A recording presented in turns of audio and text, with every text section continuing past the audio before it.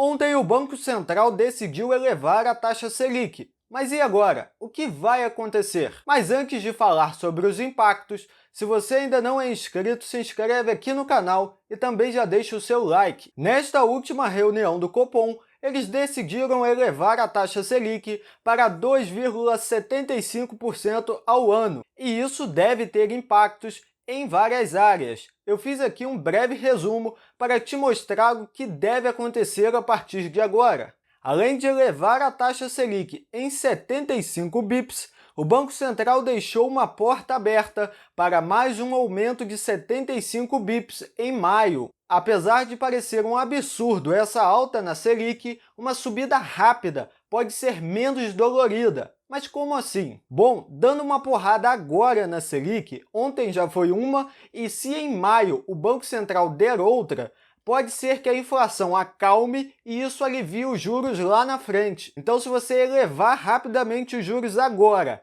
a inflação acalmar, lá na frente os juros podem ser menores. A inflação foi o motivo que levou o Copom a elevar a taxa básica de juros. Em 2020, o IPCA fechou acima do centro da meta. Se você não sabe, o Banco Central tem uma meta de inflação. Para 2021, a meta é de 3,75%. Porém, os primeiros dados já mostraram que a inflação veio com tudo este ano, pressionando esta meta. Então, o Banco Central não tinha outras opções. Bom, agora vamos olhar como isso afeta os seus investimentos e o seu dia a dia. Vamos começar aqui com a renda variável. Juros altos tornam a renda fixa mais atraente, e isso pesa na escolha dos investidores. Por exemplo, com a Selic em 14%, era muito mais vantajoso deixar o dinheiro em renda fixa, porque você corria menos risco e ainda ganhava 14% ou mais. Mas quando a Selic começou a cair,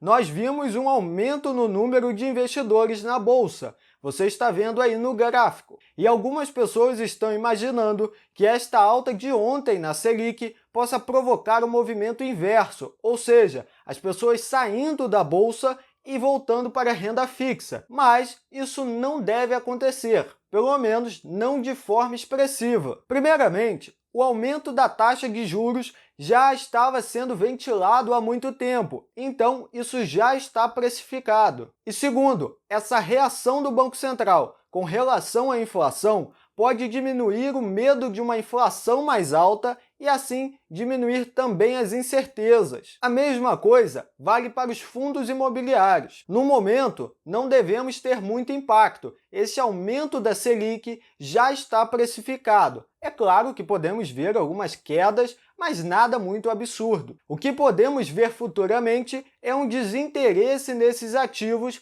caso a Selic suba para 7%, 8%. Aí a história muda completamente. O impacto que teremos é nas empresas. Não podemos esquecer que por trás de um código de negociação do home broker existe uma empresa. Com esses aumentos na Selic, as dívidas das empresas devem ficar mais caras. Na renda variável, nós não devemos ter muito impacto. Já na renda fixa, o impacto será em títulos pós-fixados. Você está vendo aí uma tabela com os rendimentos a partir de agora. A poupança vai começar a render um pouquinho mais e os outros títulos também. Mas lembre-se, mesmo assim, você ainda estará perdendo para a inflação. A taxa real vai continuar negativa. Indo agora então para o dólar. Algumas pessoas estão esperando uma queda acentuada na moeda. Porém, alguns pontos precisam ser observados. Ontem, além da decisão de juros aqui no Brasil,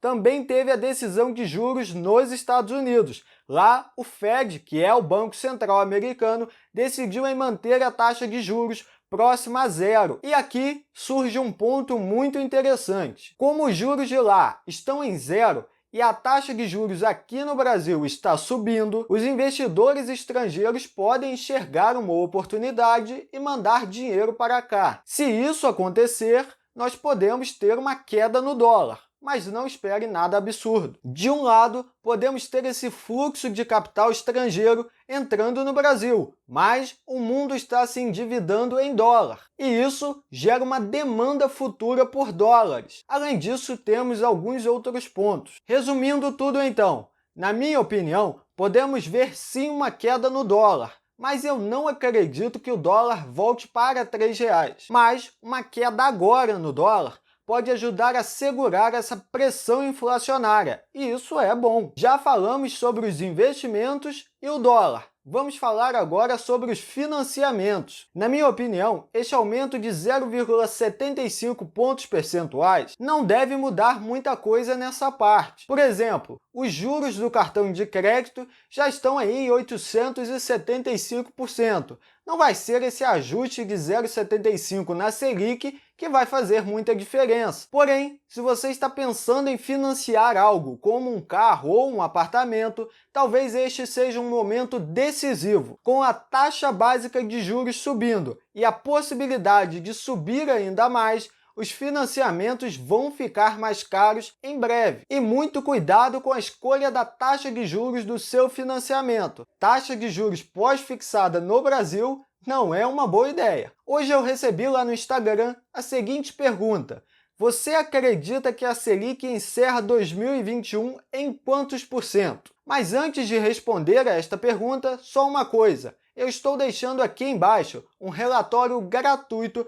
falando sobre esta alta na Selic e como ela vai impactar a economia em outros pontos. Bom, voltando lá na pergunta, existem previsões que vão de 4% a 6%. Eu prefiro seguir no caminho do meio. Eu acredito que a Selic encerre 2021 em aproximadamente 5%. Se a Selic chegar em 5%, isso vai ter um impacto de 95 bilhões de reais na dívida pública, e é um impacto bem considerável. E já me estendendo um pouquinho, eu não acredito que a Selic volte em 2%, mas também não acredito que ela suba até 14%, como já foi. Se você não lembra, em 2016, a Selic chegou em 14,25% ao ano. Caso ela suba demais, a dívida estoura. Mas o Brasil não comporta uma Selic de 2%. O gasto público é muito alto, além de outros pontos que não permitem isso. Essa Selic de 2% provavelmente vai ficar para a história. É uma coisa que você vai contar aí para os seus filhos ou para os seus netos. Bom, este foi o vídeo de hoje. Se você tem alguma dúvida, deixe aqui nos comentários que eu te respondo. Um abraço